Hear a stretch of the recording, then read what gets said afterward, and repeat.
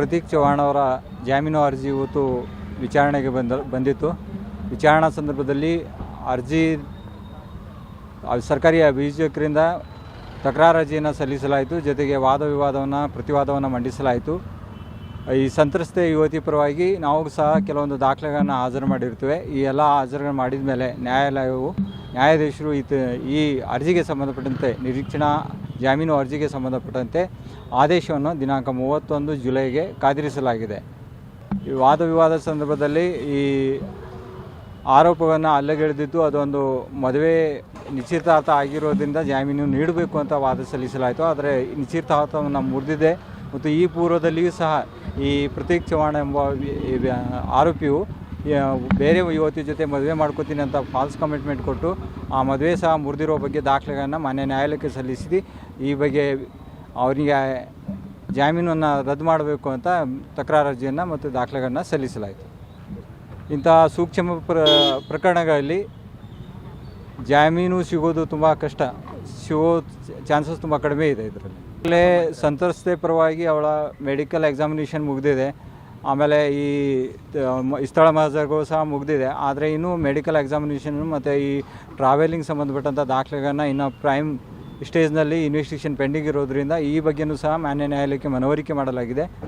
ಹಾಗಾಗಿ ಈ ಜಾಮೀನು ಸಿಗೋದು ಕಷ್ಟ ಇದೆ.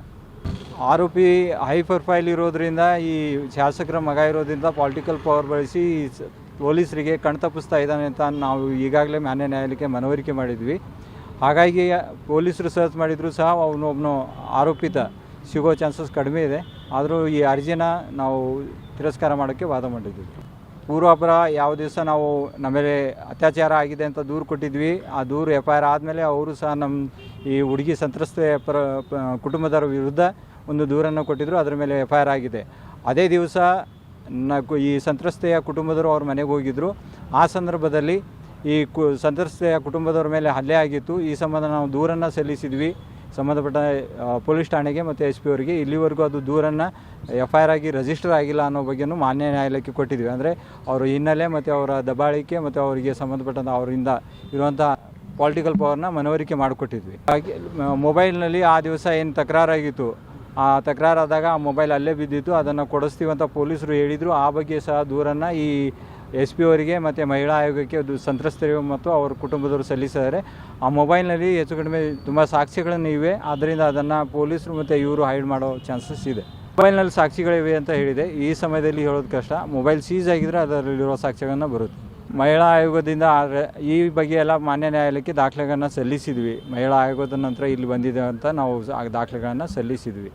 ಆ ಬಗ್ಗೆ ಎಲ್ಲ ವಿವರವಾಗಿ ನಾವು SP ಅವರಿಗೆ ಕಂಪ್ಲೇಂಟ್ ಕೊಟ್ಟಿದ್ದ ಬಗ್ಗೆ ಸಹ ಮಾನ್ಯ ನ್ಯಾಯಾಲಯಕ್ಕೆ ತೋರಿಸಿದ್ವಿ.